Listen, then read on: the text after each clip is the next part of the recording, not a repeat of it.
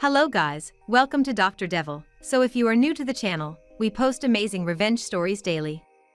If you don't want to miss such more stories, please do subscribe to us. Moving to our today first story posted by Userspitch19. My boyfriend and I had met online well over 6 years ago through an online game by the name of RuneScape. He was 14 and I was 17, but it had felt like we had been friends forever. We both played the game very often and connected through it, eventually leading us to start a long-distance relationship. Things began to escalate as the years went on, and we began seeing each other in person every few months or so. We were about 1,500 miles apart, so one of our main priorities for the future was moving in together and closing the distance. My job had prevented us from doing that, but we had finally set a date for me to move in with him in December of this year. Our relationship never had any serious issues, and I was more than happy to have him in my life as he was happy to have me. As I got older, I began to play RuneScape less and less, as work took up most of my time. He continued to play regularly, if not more than he had when I first met him. He could never really hold down a job and barely had an income, but I supported him throughout the years, and even paid his rent from across the country after he moved out of his parents' house a few years ago. I never really minded it because he was a sweetheart, but we began to have problems. In November of last year, I couldn't help pay his monthly rent. I was short on cash after having to pay my own living expenses alongside car repairs and bills I owed to the state, and I just couldn't afford to support him at the time. When I called him one night to discuss it, he freaked out and started crying that he didn't want to live with his parents again. I tried calming him down and even suggesting that I could help him find a temporary job until I could start providing for him again, but he wasn't having it. He claimed his parents would abuse him if he returned home, which I know for a fact isn't true because him and his parents have stayed with me several times. They've given him the world. I eventually did calm him down, but he remained passive-aggressive the entire night, and we eventually hung up. Because I cared about him, I reached out to his father the next day and informed him that he would probably be moving back home after his lease expired that month. I explained how I wouldn't be able to afford paying for his living for a month or two, and if there were any local jobs he could work in order to, make an income. Apparently, a friend of his father needed help managing a small warehouse for his business and was looking to potentially hire my boyfriend for the season. It paid $15 per hour and was super easy, lifting boxes, sweeping the floors, and taking inventory. I brought it up to my boyfriend that same night, and he was not having it. Not only did he not want to work in a shitty warehouse, but he didn't want to work at all. All he planned to do day in, day out was play RuneScape. I brought up a few other job listings I had found in his area, and he immediately shot all of them down as well. He then had the audacity to comment about how he thinks I should work harder and possibly work a second job. I kept my composure and simply argued against it until we eventually hung up. I collapsed on my bed and cried for a good hour or two afterwards because of the intense emotional stress I was under. Not only do I work 8 hours a day, 6 days a week, I'm also an industrial meteorologist. If I remember correctly, that's a lot more work than playing RuneScape every day and using my Hulu account. I really considered breaking up with him right that moment, but I changed my mind and decided to give him another chance. Looking back on it, big mistake. I messaged him throughout the night and we sort of made up, but I was still a little uneasy about the entire event. He had moved back with his parents by the time December had come, and I began to help him look for jobs while he wasted his life away playing video games. I eventually persuaded him to start working at a small retail store near his house, and he thankfully began to make some money. I would still buy him video games and transfer him money like normal, because I spoiled him, and our relationship began to feel somewhat okay again. Last month, both him and I put our money together to fly him across the US to stay with me for 4 days. We hadn't seen each other in person since last summer, so we were both looking forward to it. He arrived and we had a great time for the first few days, because he could actually take me on dates for once with his new income. Everything was perfect until I caught a glimpse of his phone's lock screen while he was taking a shower. "When are you gonna leave here?" the Discord message read. I could have ran into the bathroom and snapped his neck in that moment, but I kept myself together as best as I could without killing him. I had never felt so used, disrespected, or hated in my entire life. When he came out of the bathroom, I gave him a fake smile, but I genuinely hated him from that moment on. He could have dropped dead on the floor, and I would have spit on him. I spent the remainder of the night watching him play RuneScape, and I remained very quiet. He took notice of this and asked me if everything was okay, and I lied and told him I was fine.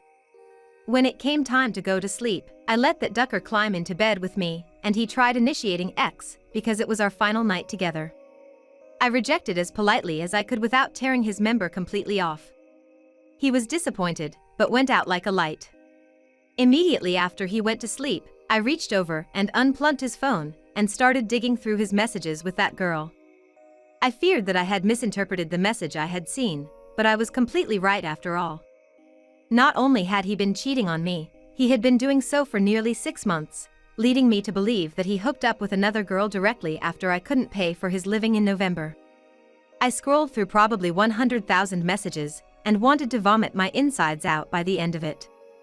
He had talked shit about me, claimed I was emotionally abusive, just as he had done with his parents, and even sent this girl my nudes so they could pick me apart physically.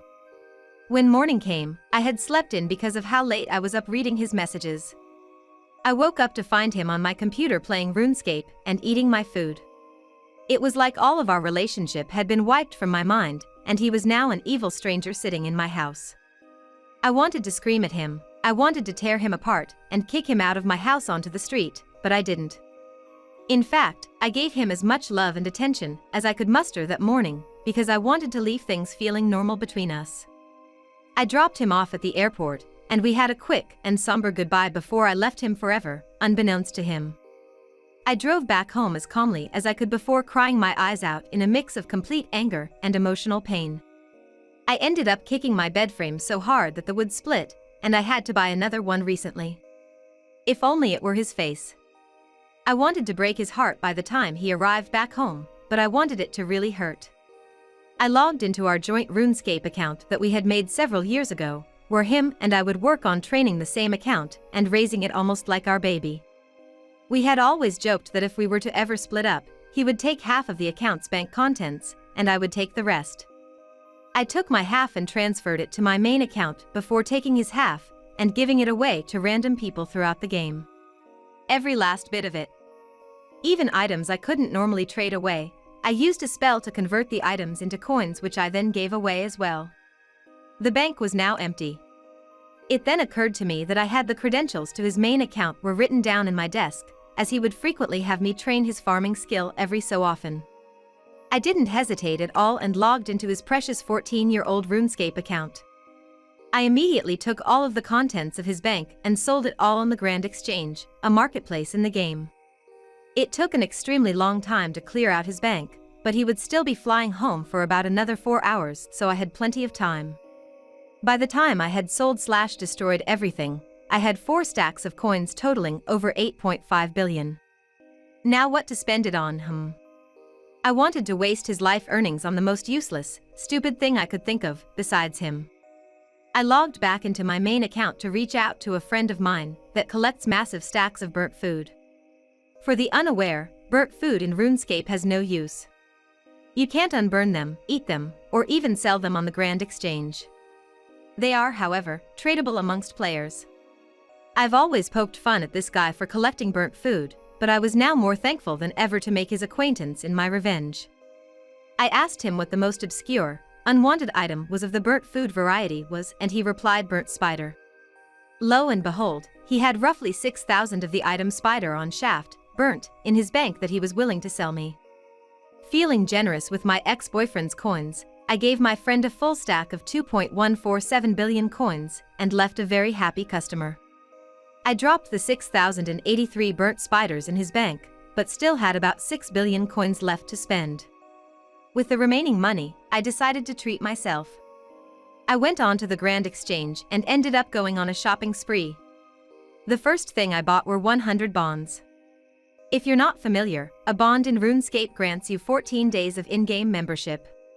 After trading all 100 bonds to my account, I now have almost 4 years of membership paid for me. I spent a majority of his coins on extremely nice armor and weapons, all of which went straight into my account. He still had about an extra billion, so I spent it on the supplies I needed to level up an expensive skill of mine. By the end of the afternoon, he was left with a measly 150,000 coins in his bank, all of which I gave away to a guy cooking pizzas outside of the exchange.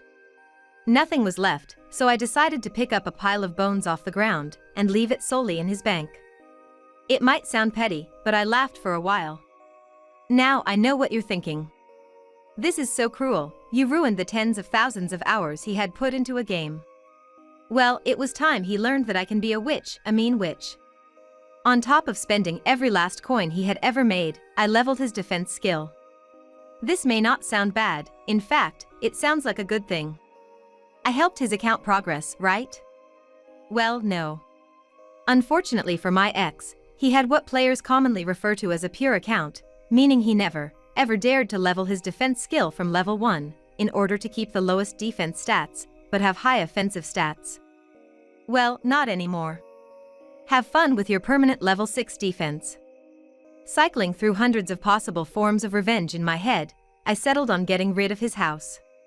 It's quite an achievement in RuneScape to have a nice house of your own. In fact, he had one of the nicest I had ever seen in the game. In order to have built it, he must have spent well over a few billion coins. Too bad I had disassembled it all in a matter of minutes, deleting it all into cyberspace. And there's no insurance either. He's going to have to rebuy everything with his non-existent money if he wants a new house. Bye-bye, Casa de Cheater. Scrolling through his friends list, I decided to act as him and pay a visit to his friends who were currently online and admit that I had cheated on my girlfriend and was fully proud of it. If his friends hadn't removed him by that point, I removed them. All of them. Lastly, to add a beautiful little cherry to this revenge-filled cake, I changed his username. You're able to change your username once a month on RuneScape, so I changed his to let everybody know that he's a dirty cheater. I obviously won't drop his username here, but I did the best I could to embarrass him with a 12-character limit. He should be able to reclaim his previous username in about 3 weeks, but if he waits too long, I'll be able to swipe it and slap it on a throwaway account of my own forever. He sent me a very hateful and aggressive message later that night, followed by pictures of him crying. I wrote him a sincere message officially ending the relationship, while also scaring him away by threatening to take him to court over sharing my nudes and possibly filing a cease and desist if he were to contact me anytime soon. I don't plan on doing any of that, I just don't want to speak to him ever again.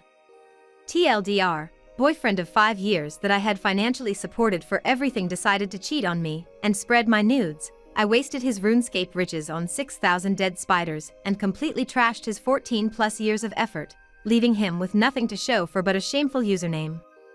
Edit. He even transferred 90% of his RS3 worth over to old school through bots and such, making this revenge even sweeter. So while his old school account is only 6 years old, as is mine, his fortunes were the collective effort of a previous 8 years on RS3. Here are some comments. First commenter 0_1_0. For anyone who plays RuneScape, or 14 years straight of any game, this is nuclear revenge. Second commenter probably Notarobot 010. Wow. That was devastating. All those hours spent on the game wasted. Just like all those hours and money you spent on him. Fair, I hope he cries for a month. Third commenter Catacombs 3. Stone cold, that was epic revenge. But I hope you learned a lesson too. Never get into a relationship with a user. You financially supported this waste of oxygen for years. Have more self-respect in the future. Choose partners who are functional adults, not barnacles. Hello viewers, if you loved the video please give it a like and subscribe to the channel to stay tuned for much more interesting videos. Now getting ahead to our final story of the video posted by Revenge Throwaway 999. As a background, I grew up in a conservative little town in a conservative rural area heavily dominated by religion. This makes people put great stock on moral purity and appearances. Keeping up the facade is the most important thing. Everyone must go to church weekly and people are heavily judged for appearing sinful. This was a bad thing for me as the cards were heavily stacked against me from birth. You see, I'm an abused kid. My mother lost her parents when she was young and was taken in by her uncle and aunt. The uncle had an important position in the local religious hierarchy. So when he and a couple of his friends started abusing my mom, it was ignored by everyone.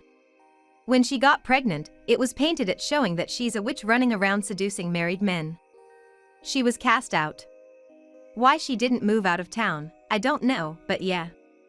There I became into the picture, born out of wedlock, and with no father, branded as a sinful outcast. My childhood was shit. I don't go into details, but enough to say that by the time I started going to school, I was quite damaged. School made it worse.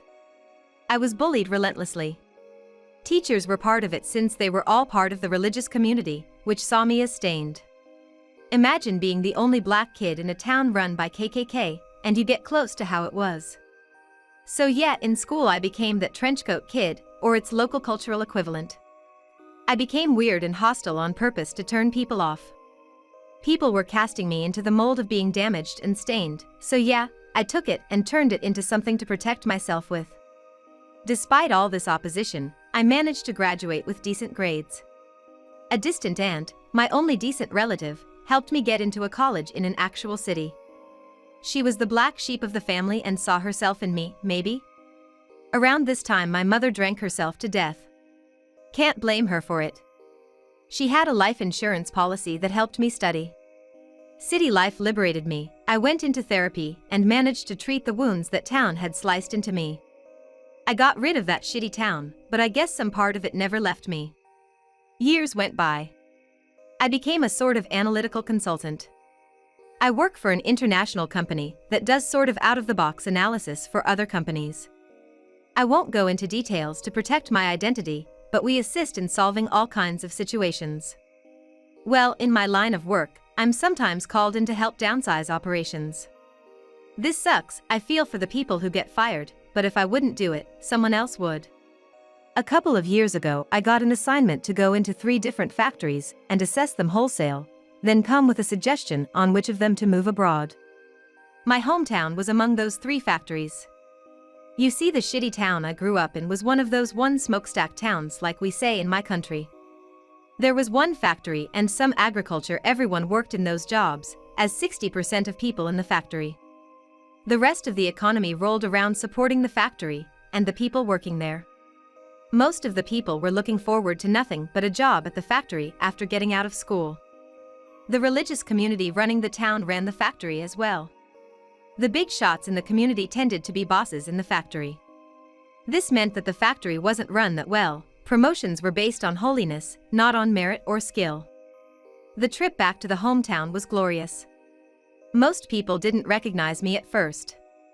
The chubby outcast had become outwards just another corporate drone.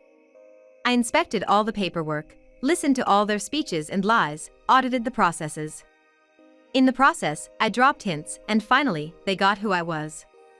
The factory people threw a party for me then for the old times' sake. Many of my old school buddies were there. We remembered fake good times together. I threw a shadow on every part by pulling up some certain event of bullying I had endured, just to see the atmosphere turn awkward. Then I laughed at it like it was always a joke and I had grown out of it. Inside I was seething with hatred and enjoying this all. I loved seeing their faces, seeing what they had become, because duck it, I was going to take it all away from them. In the end, they seemed relieved, believing that they were lucky it was me doing the audit, that the hometown boy would protect them. After my visit lasting a couple of days was over, I cruised around the town in my rented car, just to see how the people lived and to remember what it was like. My state of mind was something close to sexual arousal. I had never understood why people pursue positions of power, but yeah, now I understood. The rest is, as they say, history. I wrote a scathing report, documenting every little flaw and mistake ever done in the town plant. I didn't need to lie or fabricate. I simply took things that existed and polished them till they looked even worse than they were. The factory was shut down, and in the following 3 years, the town died. No business venture ever came to replace it. Drug use and alcohol use spiked, as did the crime and domestic violence. Lives fell apart, families fell apart. They still haven't recovered, save for a few brighter souls who moved away. I still stalk them on social media sometimes, enjoying how shitty their lives are, how they all finally got to pay for what they did to me and my mom. I don't feel a slight bit of remorse. If I could do it all again, I'd first make it so I could be present to watch when they received the news about the factory being shut down. Hell, in my fantasy version of the events, I'd stay in town for a year just to see everyone fall apart. In reality, I will only go there back once when my uncle finally dies. I'm going to go and piss on his grave. Here are some comments. First commenter nomadic_sushi. This might be the most savage thing I have ever read. You know that butterfly and hurricane theory? This is like that, but someone bullied the butterfly so it came back, ducked the entire town, and then got them all addicted to meth. Second commenter Steri Dinele. Honestly, I'm not only impressed by your method of revenge, but I am also amazed by the quality of your writing. Whether or not English is your first language, you paint a vivid picture of the shitty village you grew up in. As I was reading your tale, I could see how much of a shithole that place is. I haven't read anything as good as this in a long time. Third commenter Sleazegees. This was the best read I had in a while. Success is the best revenge. Here is the end of today's video. Thank you guys for watching this video. I hope you enjoyed the video. If you liked it, please don't forget to hit the like button and comment below. If you don't want to miss such more videos, please do subscribe to the channel.